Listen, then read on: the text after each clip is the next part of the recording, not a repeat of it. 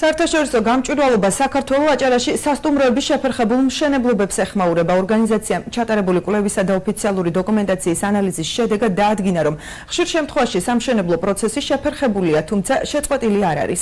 არასამთავრობო ორგანიზაციის წარმომადგენელთა განმარტებით მშენებლობის ვადები ყველა კომპანიას დარღვეული აქვს, როგორც წინა, ისე მოქმედი ხელისუფლების პირობებში.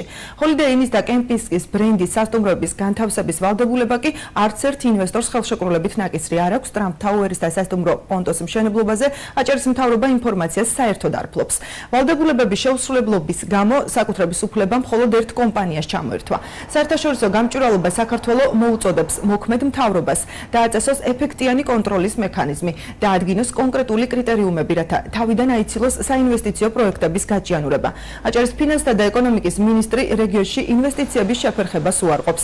ხელშეკრულებებში კონკრეტული ბრენდების შემოყვანის ვალდებულებების ჩადებასთან დაკავშირებით კი აცხადებს, რომ ამას შესაძლოა ინვესტორები კიდევ უფრო დააფრთხოს. კონკრეტულ ვალდებულებებში მათ მითითებული არ აქვს, რომ ისინი შემოიყვანდნენ საქართველოში კონკრეტულად ბათუმში ამა თუ კონკრეტულ ბრენდს. მეორე, რაც შეეხება Trump Tower-ისას და სასტუმრო პონტოს მშენებლობას, აჭარის ფინანსთა და ეკონომიკის სამინისტროში განაცხადეს, რომ ამ კონკრეტული პროექტის შესახებ მათ ინფორმაცია საერთოდ არ აქვს. უწევდით მთავრობას, რომ დაადგინოს ის კონკრეტული კრიტერიუმები, განსაკუთრებით, როდესაც საქმე ეხება პირდაპირ ფორმის მიყიდვის გამოყენებას. ეს ხელშეკრულებები გაფორმებული დაგხვდა ჩვენ, როდესაც მოვედი და შესაძლოა არსად არ იყო ბრენდი გაწერილი.